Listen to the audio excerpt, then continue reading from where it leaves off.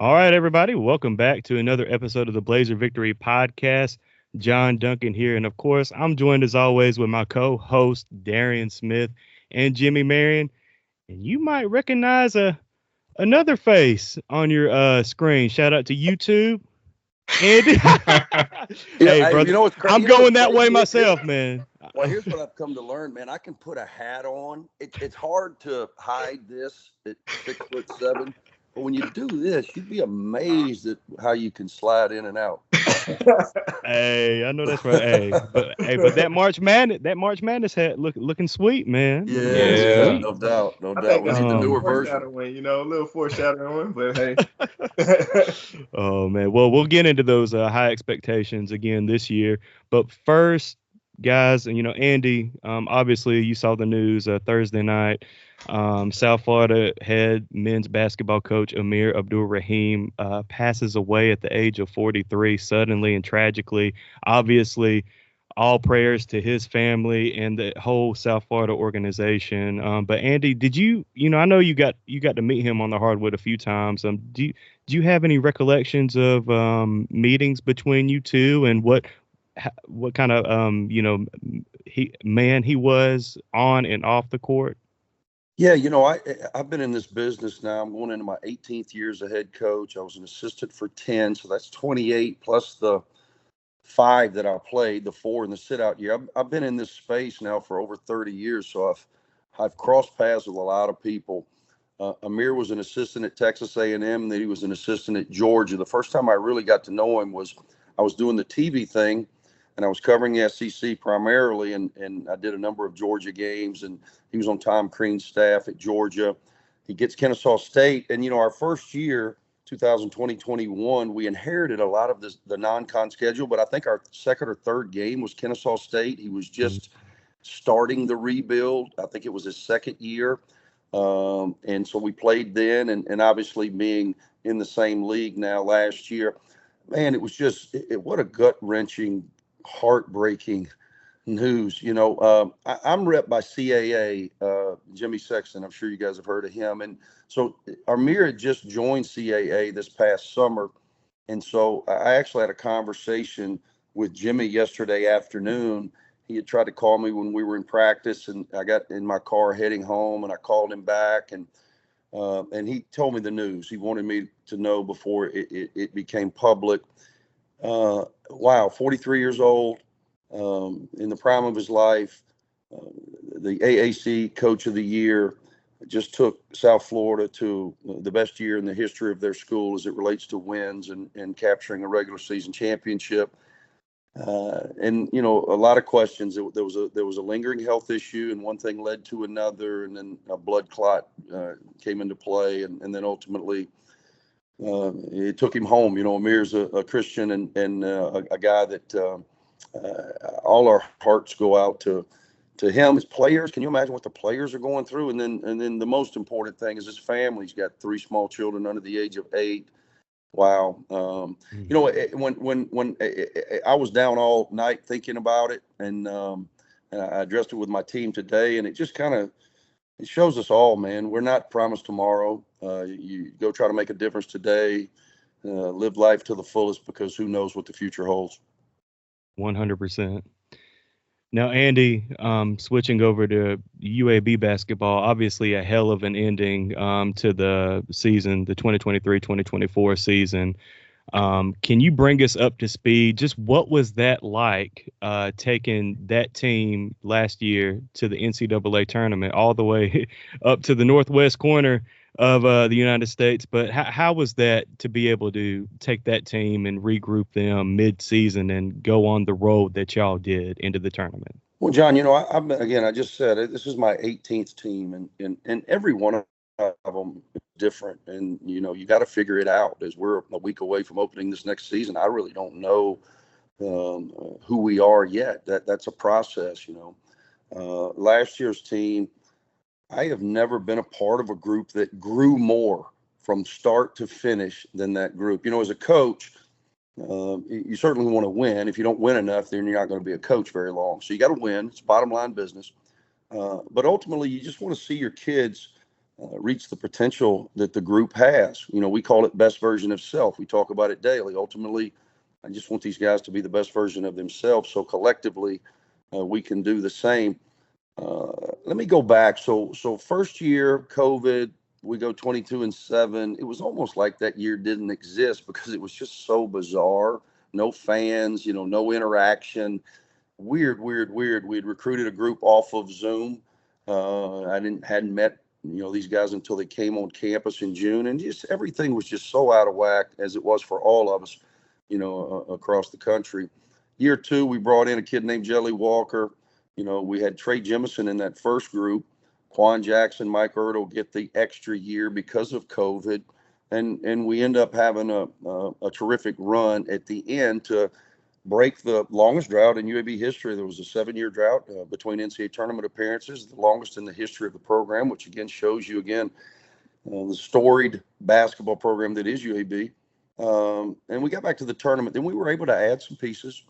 In year three, came up a little bit short against a group. We're in a one-bid league, as you know, and in CUSA. And so we came up a little short in the conference tournament finals against FAU, who goes and captures the attention of college basketball in this incredible March run to a Final Four. But we still were able to bounce and get to the NIT finals for the first time in program's history, won a program record 29 games. I say all that to say, going into year four, we had to replace 9 guys, 9 of our 13. Again, I'm not great at math, but that's a lot. And we had to do it with guys that we were counting on coming in and being difference makers. And many of them had never played a Division I game. Chris Coleman, Yaxel Linderborg had never played Division I basketball. And with that came a little bit of a transition for them to understand, the consistency with which you have to approach things in order to be successful at this level. And we were trying to figure out who we were. So we're 4-5. We're driving back from beautiful Jonesboro, Arkansas in the middle of December. Doesn't that sound romantic? And we had a lot of questions, very few answers. We had no identity. We had, our leadership was not where we needed it to be. But to my guys' credit, we talk about stacking work. Each and every day, the grind only respects one thing, and that's the work. You got to stack the work. You got to continue to put forth the effort. And then we started having some tangible success. I think the game that turned it for us was the get-out game right before Christmas, which is always super nervous for a coach because, you think your kids are looking for a break. They need a break. I need a break from them from me. And we were playing a Drake team that was really good. We went on to get to the NCAA tournament, and we won that game by 1 point in overtime. If you guys remember, Daniel Ortiz hit a big 3 in the corner, and then Tucker DeVries, who went with his dad to West Virginia, one of the best players in college basketball, hit an incredible once-in-a-lifetime. It was an incredible shot from about, 40 feet across his body to send it to OT. But we gutted it out, and we won that game by 1 point. And I think from then we broke. And I think the guys started saying, hey, man, Drake's a good basketball team. If we can take this approach, we started figuring out our formula. We come back, we beat UNC Asheville. We also won their league. Then we started league play. Buddy Johnson hit about a 16-footer at UTSA to open league play 1-0. We come home and we beat Tulane and ECU. So now we've got tangible results. We've got a belief, and we're starting to develop a trust that if we stay disciplined enough to our approach, we could be successful. The year was still up and down. Yax was starting to come into his own. We had a really disappointing home loss against Wichita State. We then had to go to Memphis. Obviously we had a great win against them in Bartow earlier in the season. Sellout crowd, the way Bartow should be. That's what I envisioned. That's what I've been a part of. I said, man, spend a few advertising dollars, which thankfully we did. We threw all our eggs in that basket. We're playing a top 20 Memphis team on ESPN, national television on Sunday in front of a sellout crowd, and our guys delivered. So we were going back to Memphis after taking a disappointing home loss to Wichita State. If you guys remember, that was the game I got ejected. Yeah. I've never gotten a technical foul in my 4 years prior to that at UAB, and I've never been ejected. I've coached close to 600 games. I've never been ejected. The game was so wacky, man. Javon Quinterly hit a 3 at the end of the half to cut the lead to 15. We were in complete control. 14,000 people in there, stunned silence, which is exactly what you want as the opposing coach. We come out in the second half, man, and we could not stop them. We had actually, we chart these things, and I'm not saying fouls. I'm saying whistles blown. Yes. There were 13 consecutive whistles blown that went against the Blazers. Now, we can all live a long time, and mathematically, that's damn near impossible. So the first one, I'd kind of had enough, and the first one was intentional because I charged on the court and I had bad intentions. And then the second one, after getting the first technical from a guy that I respect, good official, after getting it, he was walking, and I was just trying to get his attention, and he wouldn't acknowledge me. And then, whatever, it takes on a life of its own. And next thing you know, I'm whisked away. I'll give you a funny story. So they have these little security guards, and I have this young lady, and she's got a gun, the whole thing. So they whisked me down the hall, and FedEx Forum's a little bigger than Bartow Arena. The hallways are a little longer.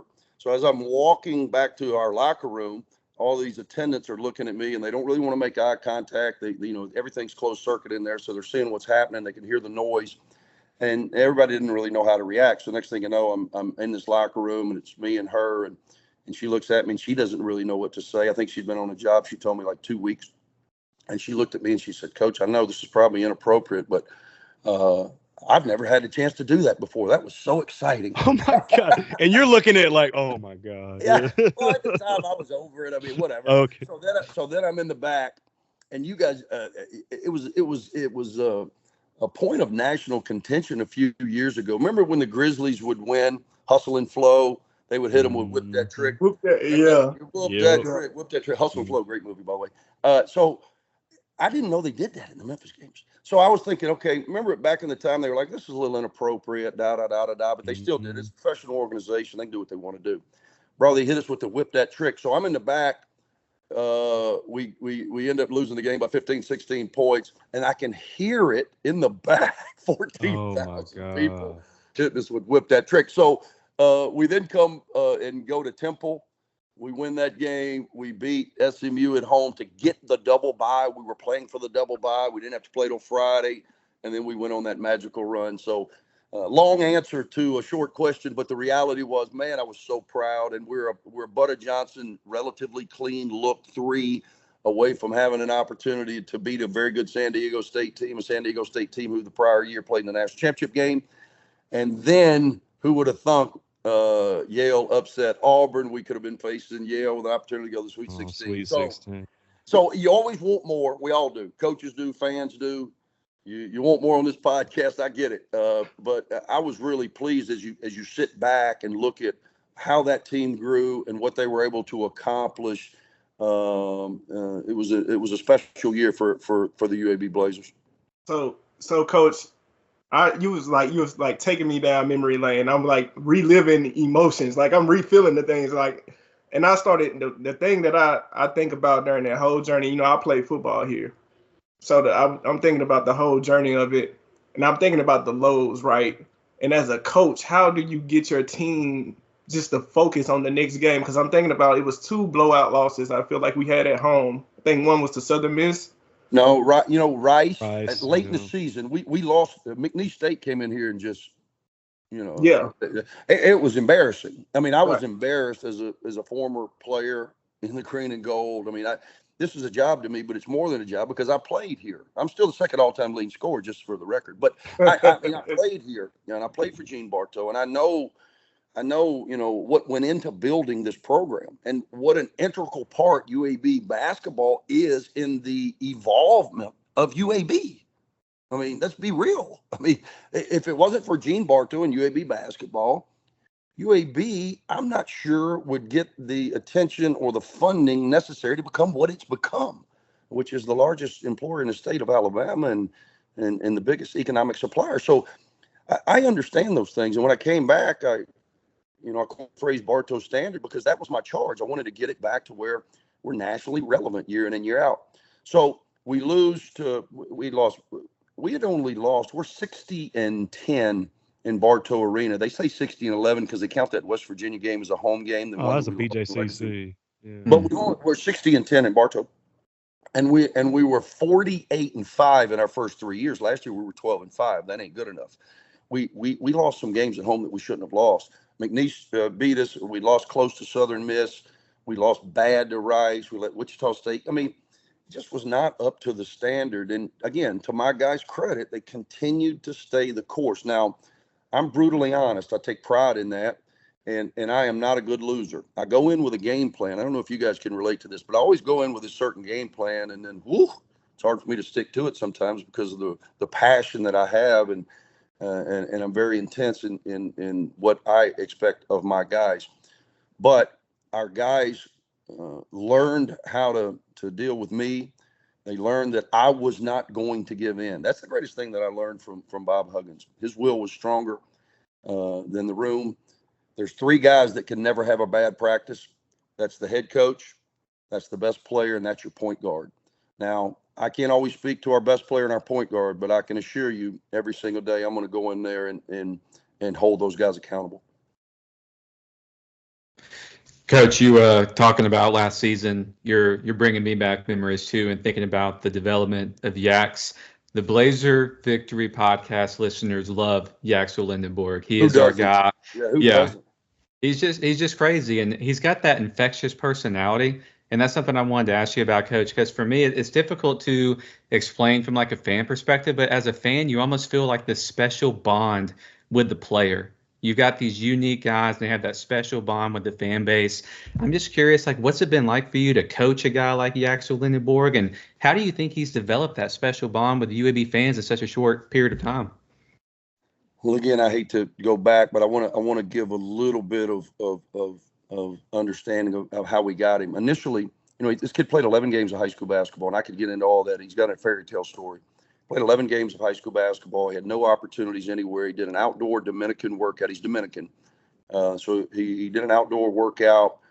Somebody said, hey, I got a friend of a friend of a friend that could use you. He's going to be a junior college kid. They were going to send him to one place. They didn't have any scholarships. They sent him to the other, sight unseen. He ends up being a two-time All-American. Pretty good phone call that guy answered at Arizona Western, which is in Yuma, Arizona. You ever been to Yuma?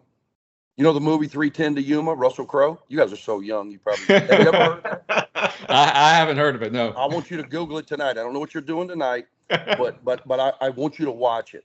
You like Westerns? But this is Russell Crowe now.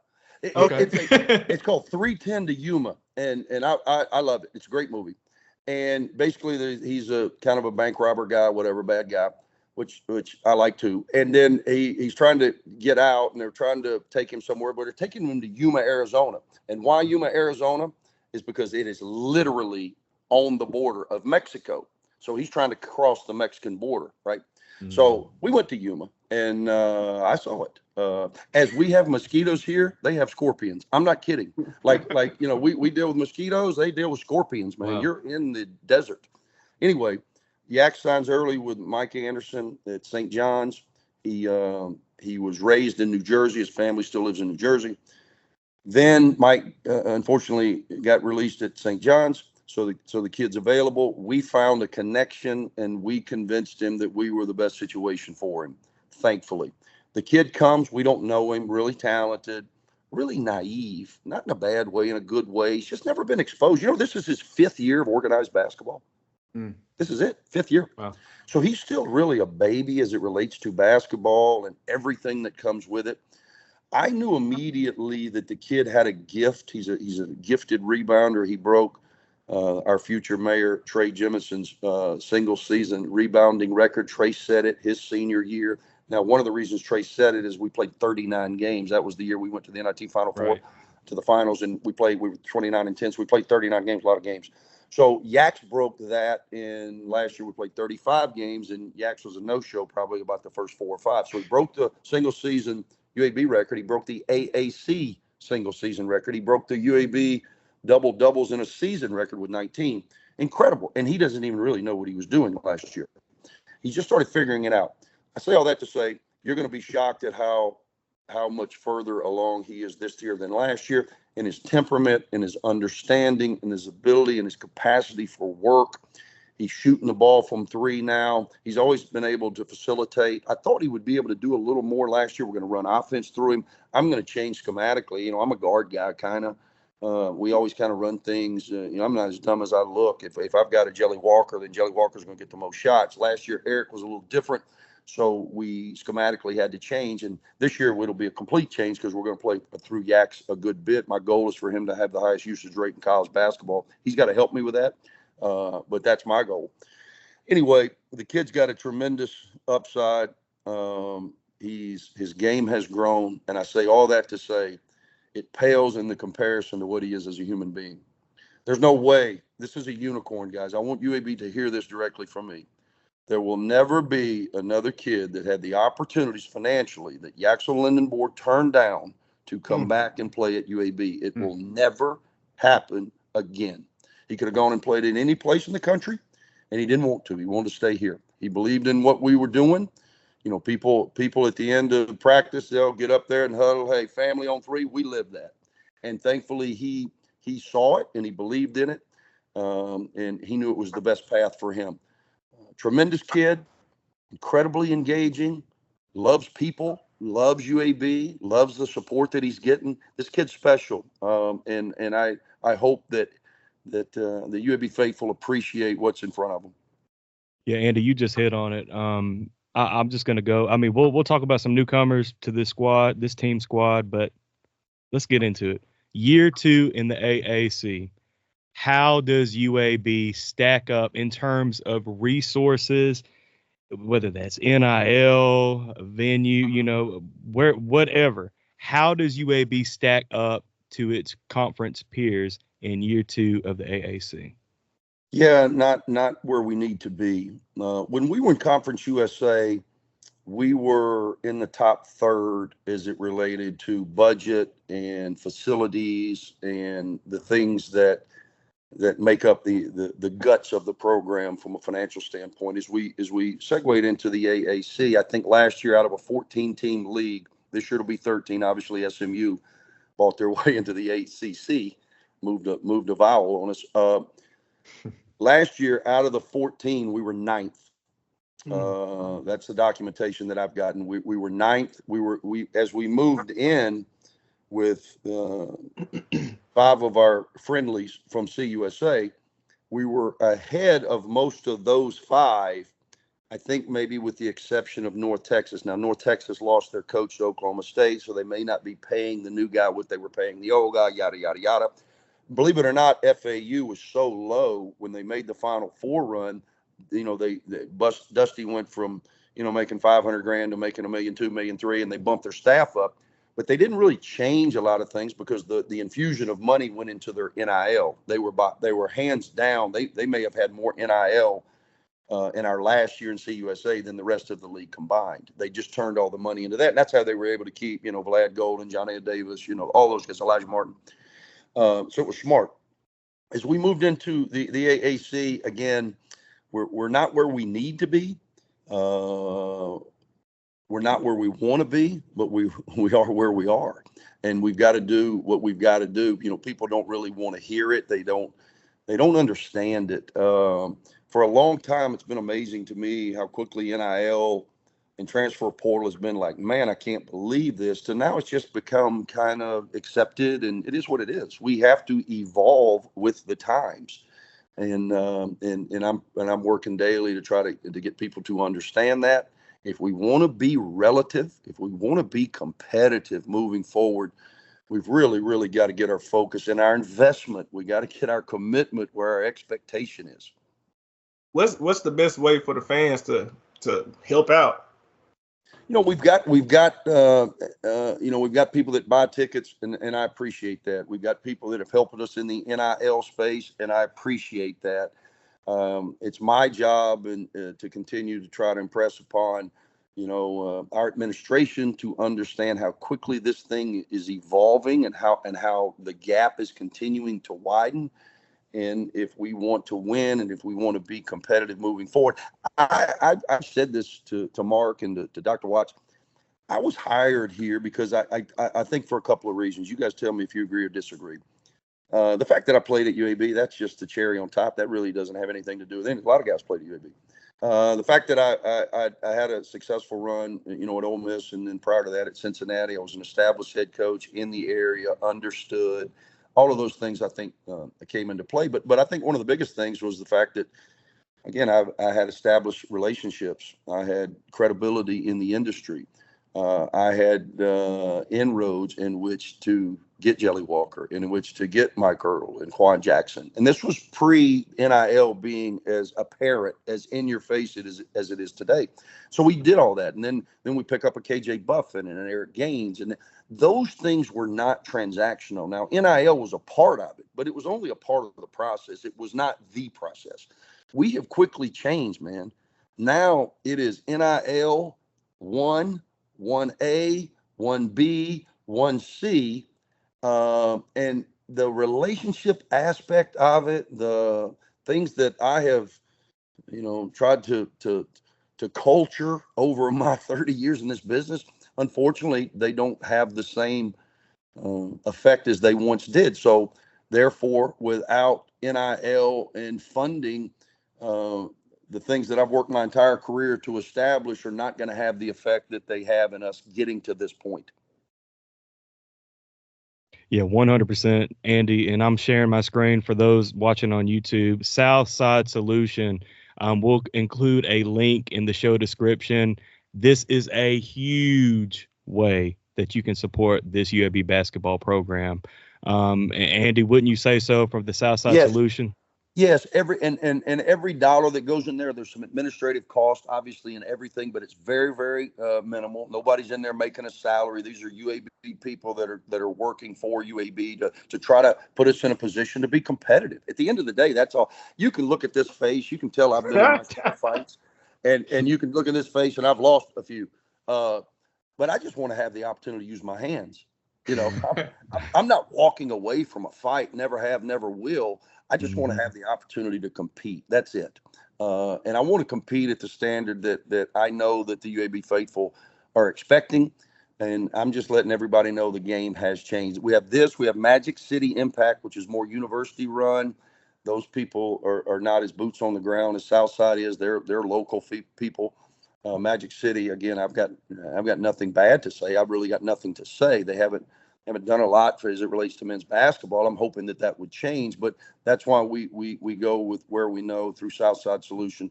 We've had a number of people in this community. This community, guys, let's be honest, man. This community has stood up time and time and time and time again for UAB, and especially for UAB athletics. They understand the value that UAB brings the community. They understand the value that UAB athletics brings to the university, i.e., trying to grow our undergraduate enrollment, the branding that comes with intercollegiate athletics. The community gets that completely. Hey, Coach, man, you getting me fired up, man. I'm about to get me fired up. So I'm getting so fired up. It seems like the team, the coach, seem like y'all gonna fight it and uphold your end. What do you expect about this crowd size? What do the fans? What are you expecting? Straight from your mouth, Coach. How packed out Bartow need to be, especially for that first game, but consistently throughout. Yeah, I think this. You guys tell me. I mean, I'm down there working. I don't know. Like, my wife will sometimes say, we've been married 30 years. She's been, back when she's seen all.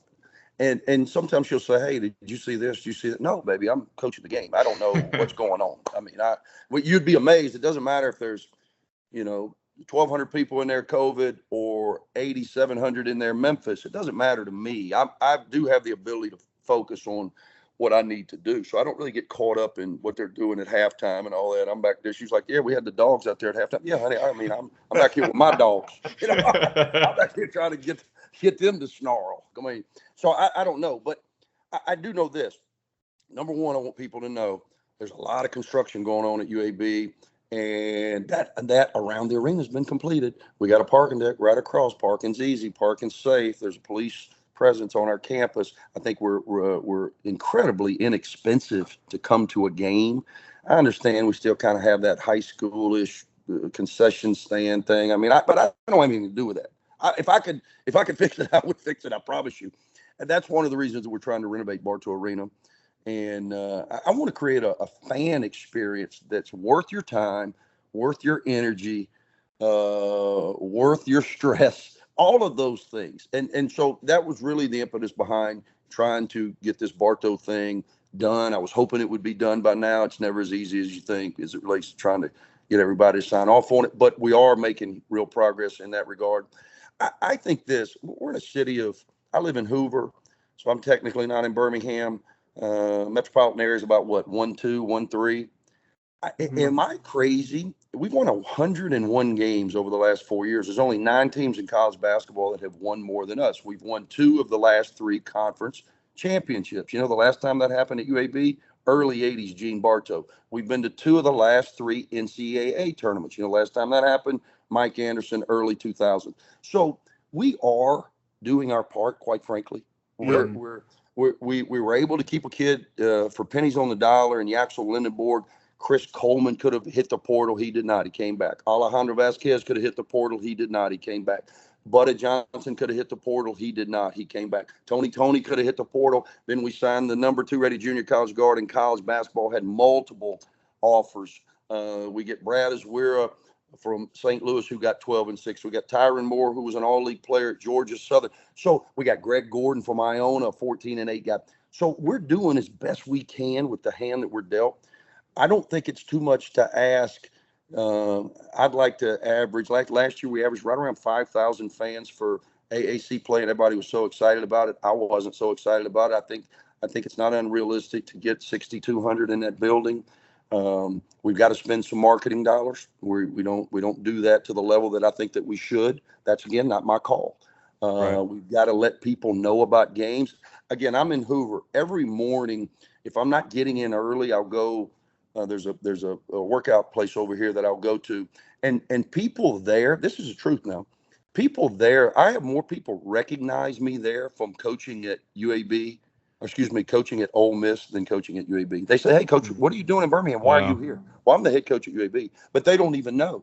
Despite the 101 wins, we've got to do a better job of getting the messaging out.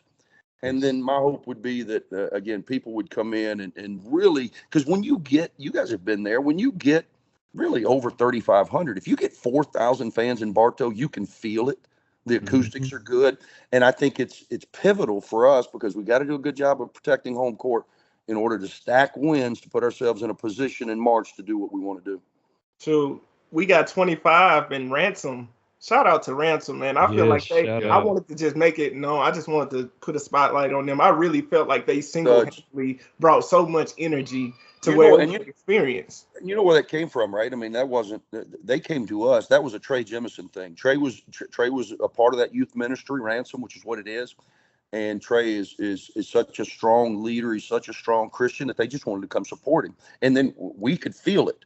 And then, so we started working, hey, anytime you want to come, we got you. Come on. And so then Trey leaves and Yaxel is a part of that youth ministry. And so they're bought in, man, and they certainly changed the vibe of the room.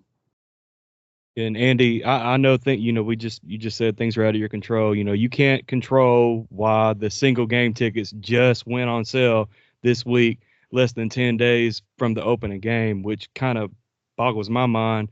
You can't control concession stands. There a lot of things are out of your control. But what I do know is that Yaxel Linderborg, CC, Butta, remember that Memphis game of last year. They want this to be the tone for all home games this year. And that is not crazy to think that the Birmingham community, that UAB fans, ever faithful, ever loyal, can go pack out Bartow Arena. And also, we mentioned NIL with Southside Solution, but you've got in the AAC a lot of national television opportunities and home opportunities. That's got to help the perception of your program nationally, a national brand. Wouldn't you say so? Yeah, last year we got, the one of the biggest things that I saw that the difference between CUSA and the AAC was, I think CUSA had their highest ranking our last year in it. I think it was 12th in the country from a league standpoint. There's 31 leagues in college basketball. The AAC was 9th, so it's a move forward for certain. You're never going to get in the Power Four. I mean, you're never going to go higher than Big 12, SEC, Big 10, ACC, or Big East. Mm-hmm. Even with the Pac-12 going away, those 5 are always going to be top 5. And then you're competing against the A-10s, the Mountain West, the West Coast conferences. That's who you're competing against, to get to 7, 6, 8, whatever. So yeah, last year we had 9 linear, meaning television, not stream, 9 linear opportunities based on our partnership, meaning the league's partnership with ESPN. That was the biggest difference that I felt. I mean, people, the viewership, because you're not going to stadium or Facebook. I don't know, man. I mean, we had the old potpourri of television. My mother passed a year or so ago, but my father, he would be calling me, I keep my phone on until about 30 minutes before the game, and then I give it to a manager. But he would be calling me 42 minutes before the game. I can't find the game, man. Oh my God. And I'm like, shit, man, I don't know, man. I Stadium TV, Google it. I don't know. I mean, so you couldn't really find the product. Now, because we're on the worldwide leader, ESPN, especially when you get those Sunday pockets. Last year we got 9 linear opportunities. This year we got 12. And many of them are on Sunday, and you'd be amazed when you get out of the rat race of Saturday basketball, where there's 1,000 games, and you play on Sunday. There's only a select few, and you get incredible viewership. Yeah, I'll share a funny story. I know we were watching, I think it was the SMU game that y'all played in the road last year, and the wife left at halftime to go pick up food. She went to the Mexican restaurant down the road. She's standing in line to pay, and the UAB SMU game is on the TV, and you see people just casually watching the game, eating dinner. Sure. Conference USA, you go back a couple of years, you couldn't have that. So you just have that casual audience and that casual viewing that's sitting there. To your point, they might be at the gym on the treadmill and they see UAB playing on the road, and that's huge. Well, to your point, like I was saying, I go to I think it's called Club for Fit. I don't want to mess that up, but I don't know what it's called. But anyway, I go to this thing, and they've got this huge TV, and they got the bank of TVs, and you get on the elliptical, they got ESPN, and there we are, if you want to watch sports. So you pick up a lot. It helps the brand tremendously. And you know what? I just want to point out some things that I appreciate about you, Coach. When we asked about this stuff, when we asked about NIL, for example, you didn't say, hey, we've done this and this. The fans, y'all have to come out and do this. You said, hey, I got to do better on my end. To me, that signifies a leader. You always talked about what you guys did on your end, and how you brought the receipts on how you guys have, hey, we've won this amount, we've done this amount. Is that I'm not asking for too much, but to the fans, to the Blazer podcast, Blazer Victory podcast fans, I always talk about, as a player, I never really talked about the fans because I was like, we were losing. I'm not going to tell fans to pack it out and we're losing, right? Like, no, I'm not putting pressure. You guys have delivered the product. So this is a challenge to myself. I have 4 kids, sometimes it's rough, but I'm not using that this year. I'm going to be. When you start having kids 6, you look like you're 18 years old. Yeah, listen, I got 4 girls, man. The wisdom's in the beard. The wisdom's in the beard. Blazer Victory's got 8 kids amongst us. Yeah, it's starting to come back a little bit. I don't know if you can see that right now. But yeah, I think we can do something special this year. Not just you guys as a team, but as a city, as a community. I really do believe that, especially with the infectious personalities. We talk about the TV viewership. Oh my God, I can't tell you how many times I've heard the story of Chris Coleman. Oh, Walmart. Yeah. Walmart. I don't know if you heard he worked at Walmart. But what's amazing, again, at the end of the day, I'm like you. I'm in the scoreboard business. We got to win games. We won 101 games. We're 101-37 in 4 years. But we've won 21 of those games. We're against top 100 opponents.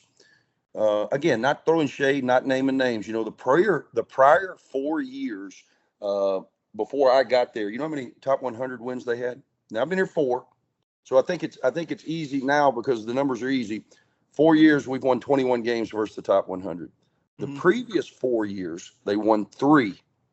The 4 years prior to that, I got it written down, they won 9. So the 8 years prior to us taking over, they'd won 12 games versus the top 100. We've already won 21. Now, obviously, we want to win more, but we are making real strides as it relates to national relevance.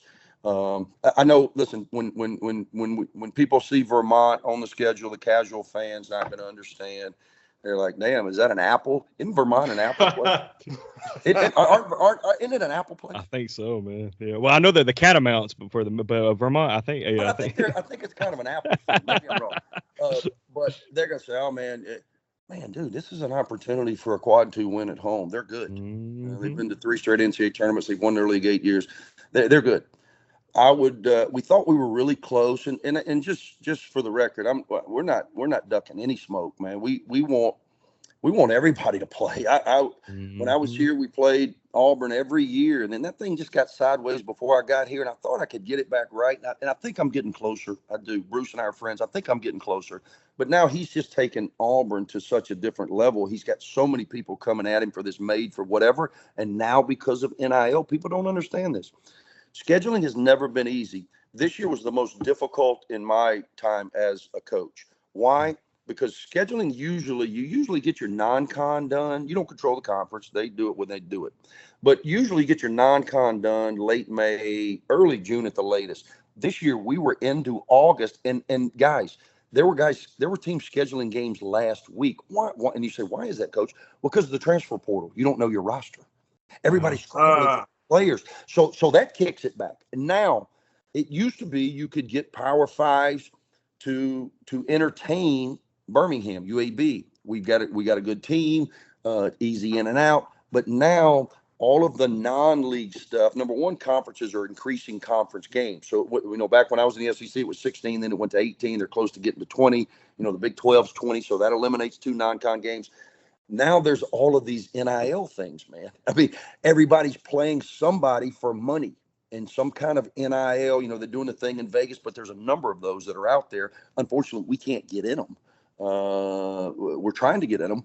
But anyway, we're not ducking smoke. I thought we were real close to getting a couple of SEC teams, and I think in the future we're going to get some of that done. We thought we were really close to getting in a really, really big time MTE, and we landed in what I think is a good MTE. Great trip, by the way. If you guys aren't doing anything, come over and join us in the Virgin Kansas Islands. State. Kansas State's in that Kansas too, State's right? on the other side, but we played Longwood. They went to the NCAA tournament last year, and then possibly McNeese, who's going to be, they're going to be a quad 1 opportunity because of what Will Wade has done there. We've got Arkansas State, who's predicted their league. We're going to High Point. Now, listen to this. I don't know if you guys have talked about it, but, we did a home and home with Drake. We're supposed to return the game to Drake. Well, Darren DeVries, their coach, did such a good job. He got West Virginia, so they hired a new coach. And the new coach, despite us having to come to him, pushed the game back a year. I was like, what? We're coming to you, bro. You ain't got to come to Birmingham. We're coming to Des Moines. I don't know where the hell it is. Somewhere. Right. Something in Iowa, yeah. I was going to pack some gloves. But, dude, we're coming to you. No, we don't want to play. So now we're like, what? So we had to go find somebody, and we found High Point. And everybody's like, High Point? Is that coffee? Isn't High Point coffee? Isn't there a High Point coffee? I have no idea. When I saw that, I was like, where is this? I think it's coffee.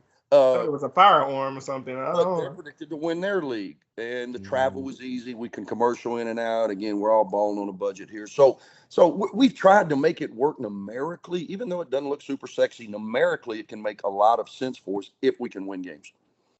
So just because we're a good mid-major, that's created a problem for a team in a sense. Yeah, I think it's one aspect. I think it's really leagues are playing more league games, and that's going to only get worse, by the way. I mean, I don't know if you guys, when Greg Sankey and my man with the Big Ten, when they talk, I mean, they ain't just talking to hear themselves. They're telling you what's about to happen.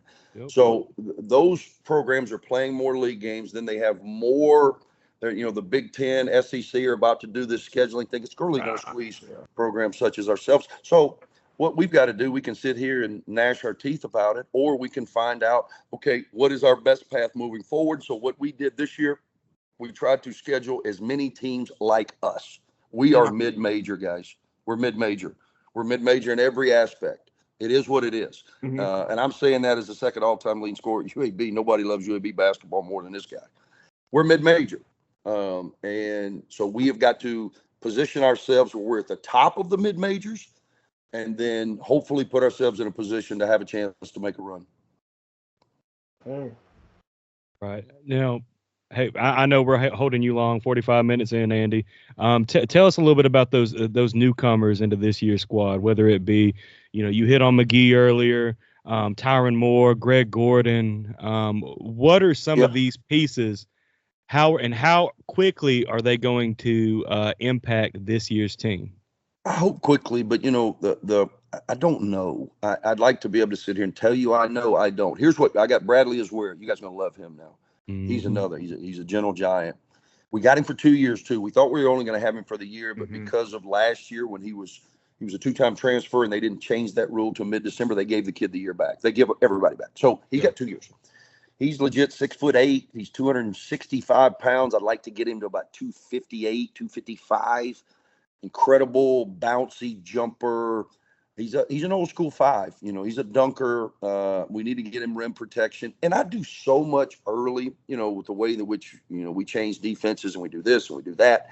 Sometimes it creates this confusion, which I don't like, hesitancy. However, it'll pay dividends in time. And so Brad right now is deer in the headlights a little bit because of all the information. Tyron Moore was brought in to make shots. We need perimeter shooting. And he's got to knock down shots for us. And he's a point guard. And, he doesn't turn the ball over. He's not very flashy. I think if we timed him in the 40, he'd be about a 5'6". I bet D, I bet you were faster. I mean, not too athletic, but he can shoot it. He's heady. And then Jabari McGee. Let me talk about Greg Gordon. Love Greg Gordon. This is a guy that if you try to describe his game, it's hard to, but then you look at the stat sheet. We played Vanderbilt last Sunday, and we did a couple of segments, and then we played a 40-minute game. And in a 40-minute game, I think I played him about 19 minutes, and he had 16 and 8. Didn't run a play for him. He just goes and makes plays. He's kind of like Taven Levin, and God bless Taven Levin, but with a motor. You got a motor, man. That's what I was excited. I wanted to ask you about Greg Gordon. That's the guy that I was looking at. It seemed like he got that dog. We look at players. He looked like he's ready to ball. Just ready to fight. He's got a dog too. And if you saw his dog, I could fit in my hat. I never seen anything like it. I said, what kind of dog is this? He got a dog. He brought him one day, and I was like, is this real? I was like a Teletubby or something. I mean, a little bitty dog. So he got a dog. But the guy goes, how about him? People don't know this. It'll be a story, too. We got Walmart. We got Yaxel. Greg Gordon never played high school basketball. Really? Whoa, okay. I didn't know that. Chicago, never played high school basketball. Yeah, bananas. And he's left-handed, and he shoots more with his right hand, which I'm still trying to figure out. Not real comfortable with that just yet. But he does that. And then we got Jabari McGee. And Jabari McGee, I've been doing this a long time, guys. I've had 20-something guards that were all league. I've had guys that lead, the SEC in score, and I've had this, I've had that. I don't know if I've ever had a guy physically that's more powerful than Jabari McGee. He is a physically strong, aggressive guy, JUCO guy. So my expectation is early in the season he's going to be like a lot of JUCO guys, i.e. Chris Yax, early in the year until he finds his footing. But once he does, he's got a chance to really impact our team. What part of Mississippi is he from? He's from Macomb. Oh, he's from down the street. He's down in the dirty now. That's down the street from where I'm from. Kids from Macomb now. That ain't no place to get lost. Oh yeah. I'm from Brookhaven, Mississippi. Yeah, I know exactly. You know Macomb.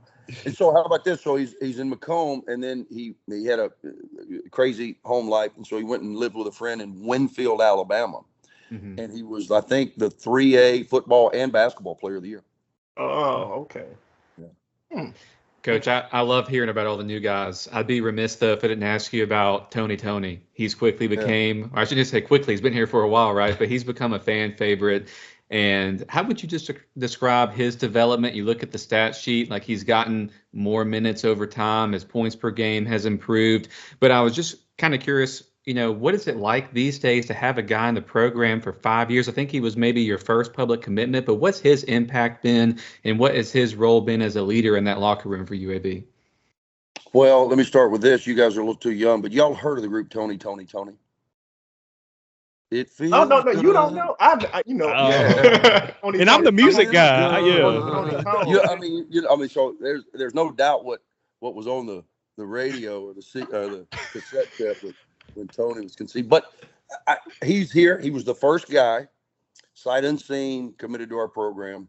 Love the kid, man. He's grown up so much on and off the court. I took him to media day. It tells you how strong I feel about him. Yeah. He's going to, Taven was a fifth-year guy because of COVID, and he's the all-time winningest player. Tony should surpass that unless something goes really off the tracks. And he's a guy right now that his role will continue to expand. He brings his toughness. He brings us pop. I call it pop, pace of play. He got real pop. When Tony's out there for his first couple of years, you'd put him out there, and hell, you couldn't get him out quick enough because he damn broke 3 or 4 people's nose in the stands. He's throwing the ball all over the place. He didn't know if we got it on offense or defense, but he's playing real hard. Well, now he's figured that out a little bit, and he's his shot making. I want to knock on wood, because if he continues to make shots the way that he's made them, and he's done it all summer and all fall, we chart these things. That's been the differentiator. We need more perimeter shooting. Tony's been terrific in all areas. Huge. One final question, Andy. This episode will probably drop on Monday, but what are you looking in this Sunday's exhibition game against Western Kentucky? What are you looking? It's the first, it's a charity event, so there's going to be fans in the stands, and Western Kentucky loves ball, so I would anticipate $3 to $4 grand there, and so when you put the uniform on and you put fans in the stands, it's the next stage. Kids react a little different now when there's people in that building, and we're only going to play a 40-minute game. It's going to be a real game, and so last week we ended up playing about 52, 53 minutes. So those extra 12 or 13 give you cushion to play more people. So this will be the first time the rotation is a little tighter, and hopefully it's an eye-opener. They're predicted to win their league. They went to the NCAA tournament last year. Their coach, Steve Lutz, got the Oklahoma State job. Their coach now, Hank Polona. You guys remember a kid I had, Marshall Henderson, back at Hank Polona was an assistant coach at South Plains Junior College back when so he had to deal with Marshall Henderson. That's how far back Hank and I went. So we were able to get this done. I think in the future we'll be able to do some home and homes with Western Kentucky. Those are things that are important to me. Like I reach out. Middle was a thing that we did. Western, Southern Miss, South Alabama. We've tried because again we're balling on a budget, man. I mean we gotta stretch these dollars to get where we need to get in an efficient way, so that when the league schedule comes, we have an opportunity to have an occasional charter. So. There's a science to this, as to what we're trying to get accomplished. But to answer your question, I'm looking for, and Yax has got a little bit of a bum ankle. He's questionable, which is not terribly a bad thing. Now, I always, as I said at the beginning of this segment, I said I go into these things very, very calm, understanding it's not going to go on my name, and wanting to learn from it and use it as a growth experience. But about 5 minutes into the game, I'm like, the hell with that. I want to win. So I have to battle that, and good Andy, bad Andy, the whole thing. Animal House. I got to battle that thing the whole time. But I'm ultimately, Yax may not be, if he's not close to moving right, I'm not going to play him, and then it'll allow opportunities for other guys in a structured environment, in a hostile environment. So it'll be great growth for us. I don't even know if I can ask about this, but. Secret scrimmage, is it anything that we were able to learn, and how do those things go about being scheduled? If we're talking about scheduling, and those seem to be scheduled pretty easily. Yeah, because again, there's no really sweat in it. You want to play somebody that you respect. We always want to play up, and even though Vanderbilt's first year coach Mark Byington, who came from JMU, even though they're predicted really at the bottom tier of their league, they're still in the SEC. They've got.